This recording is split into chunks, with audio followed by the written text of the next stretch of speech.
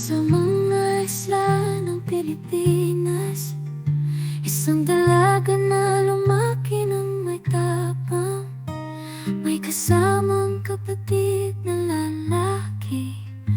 Matuto sila na tumayo ng matatag,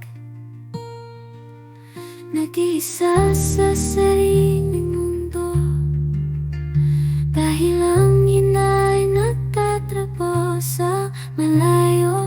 Isang tahimik na kaluwanan, nagtatago ang damdamin,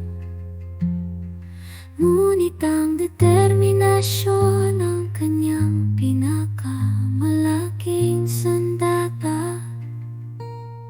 Siya'y umaabong tulad ng araw mula sa tuktok. Siya'y nagsisimula pa lang, ang kanyang musing bigay isang dahilan upang ipag